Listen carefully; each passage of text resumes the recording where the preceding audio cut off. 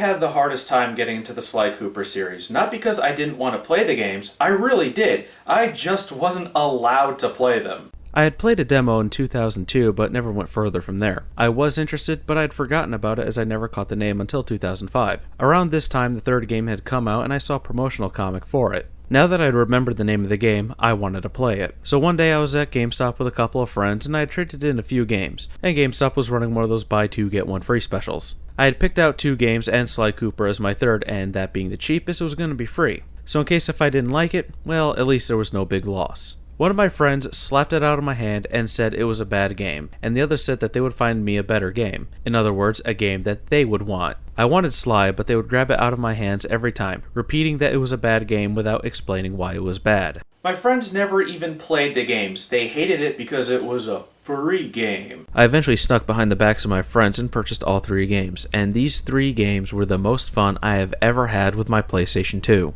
It's rare that I get enthralled with a game to the point where I complete it 100%. Yeah, I'll beat a game, but I won't complete all the stuff on the side. Sly Cooper, on the other hand, I was compelled to play the game. I was obsessed. I had to finish it. I had to get everything.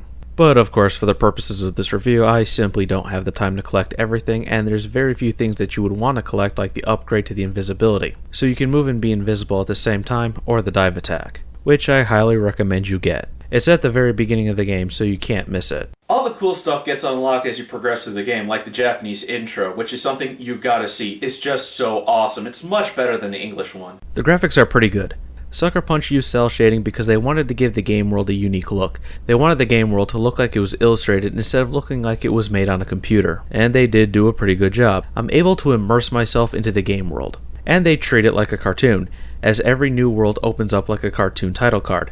I absolutely love little touches like that. The music is done really well. The music matches the areas that you travel through and have this film noir type of feel, and that works well with the setting of this game. Although one thing that kind of takes me out of the game is when the enemy spots you and the music changes. And it all works well with the atmosphere, and if you let the game absorb you into it, you're just not playing the game, you're experiencing it. Sly Cooper is a platform game with an emphasis on stealth and being sneaky. As you make your way through the game, you gain access to other stealthy moves that allow you to make your way through the levels. The controls are pretty solid. Sly feels very acrobatic and agile, responding really well to command inputs without any delay. Sly can double jump, although it doesn't really add much height, but I am the type of person that thinks that a double jump should be an actual jump instead of flipping or something. He can attack with his cane, and using the circle button will interact with objects or do a stealth move when you see sparkling blue lights. Holy contact sensitive area, Batman.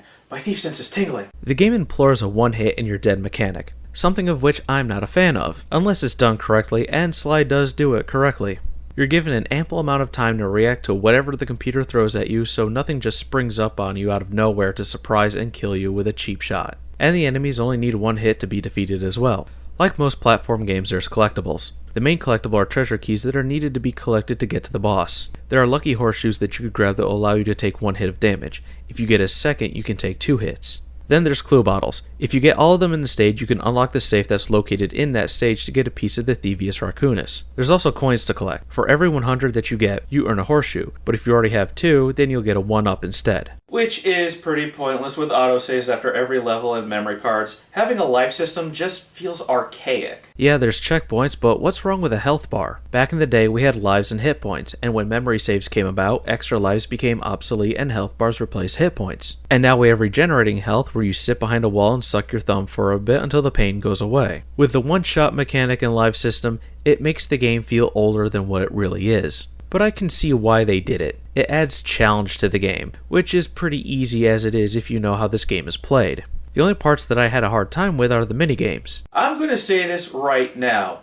Minigames should not be a requirement to pass on to the next level. A minigame is a small section of a game that has different mechanics and are separate from the main game. You should not have to complete a minigame to get something that is required to pass a level. In Sly, you have to do minigames at certain times to get a treasure key, and sometimes these minigames require practice, because they don't feel like they were designed all that well. They're not bad minigames, but they feel more like a hindrance. Minigames should be for bonus items, not for required items needed to complete the game. I don't think the minigames are that fun. I don't want to play them. They feel like a chore. I'm just glad that they're very far and very few between. There are 5 worlds with 6 levels in each and a boss level. The worlds are a hub where you access the levels and are broken up into 3 parts. The first part is usually an introductory area that allows you to get used to the enemies that you'll be encountering, and use Sly's moves that he attains from the previous levels, and you'll get a treasure key at the end. Then you'll enter the first hub area where there are 3 levels. After getting a total of 3 treasure keys, you can open up the second hub area and access the remaining 3 levels. And after getting all 7 treasure keys, you can access the boss area. Wash, rinse, and repeat 5 times until you beat the game. Now, that sounds incredibly repetitive, and it is. But the level design keeps it from feeling repetitive. The game is pretty basic, and I know that someone will crawl out from under a rock and make a comment about me complaining about Croc being simplistic but not criticizing Sly for being simplistic as well. Well, that's because there's a right way to do a simplistic game and a wrong way.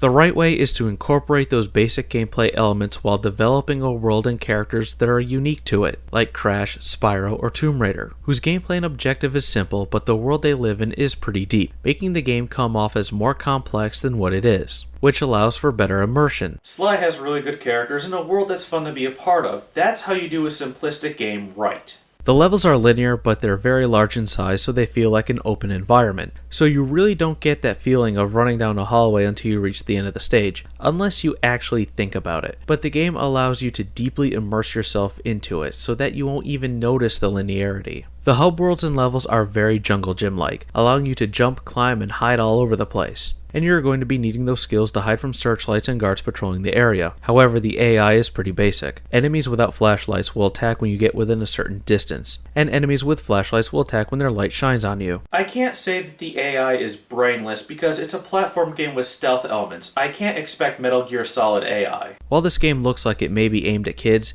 it's really not. It's got some things in it that would be considered inappropriate for a kid's game, like alcohol, gambling, and death. In the introduction to the game, Sly's parents are murdered right before his eyes when he was a child. Although, it could be that they're just not talking down to kids and telling them, hey, these things really do exist.